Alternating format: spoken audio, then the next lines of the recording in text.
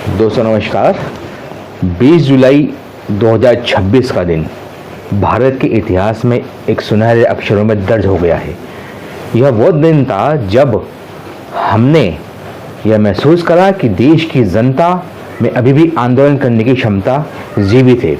और यह आंदोलन उस समय किया गया है जब देश का माहौल इस प्रकार का था कि सरकार के खिलाफ कुछ कहना या करना सीधे देशद्रोह माना जाता है।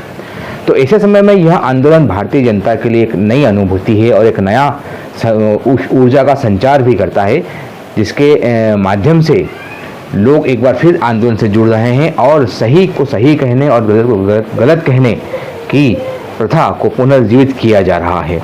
कल का जो आंदोलन था अर्थात 20 जुलाई का आंदोलन, वो एक तरह से काफ़ी बेहतर आंदोलन रहा है और जनता की आवाज़ सरकार तक पहुंचाने में काफ़ी अहम भूमिका उस आंदोलन की रही है। हालांकि सरकार के जो कुछ कदम थे वह इस प्रकार के रहे हैं, जिस प्रकार सरकार ने युवाओं के इस आंदोलन पर लाठीचार्ज किया, यह याद दिलाता है आज़ादी के पहले होने वाले आंदोलनों का।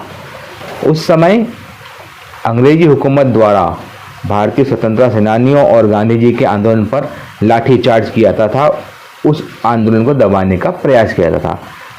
यही प्रयास 20 जुलाई 2026 को जंतर मंतर से संसद भवन तक के मार्च के दौरान देखा गया।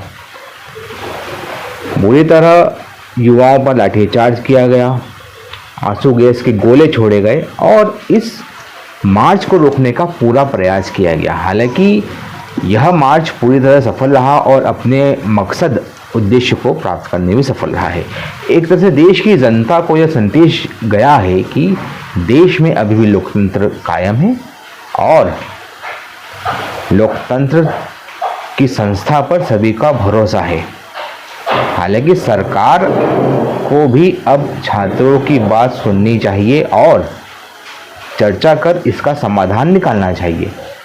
कल के आंदोलन के बावजूद युवा जंतर मंतर पर डटे हुए हैं। सोनम वांगचुक ने अब तक अपना अनशन नहीं तोड़ा है।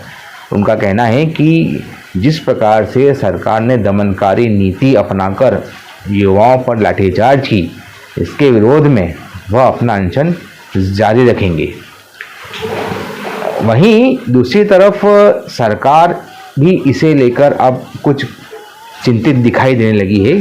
20 जुलाई को सीजेपी के युवा नेताओं से भाजपा के नेताओं की बैठक हुई। इसमें कुछ समाधान निकला या नहीं निकला, इसका खुलासा अब तक नहीं हो पाया है। लेकिन सरकार की तरफ से बातचीत की प्रक्रिया प्रारंभ होने की उम्मीद अब बढ़ गई है। लबोलवाब यह है कि देश में आंदोलनों की शुरुआत है और यह एक सकारात्मक संकेत माना जाता है। इसे हम युवाओं की जीत ही कहेंगे और आने वाले समय में हम ये उम्मीद करते हैं कि युवा अपने अधिकारों के प्रति और देश की समस्याओं के प्रति अधिक संवेदनशील होंगे और उसे पुरजोर तरीके से उठाने का मुद्दा रखेंगे। धन्यवाद।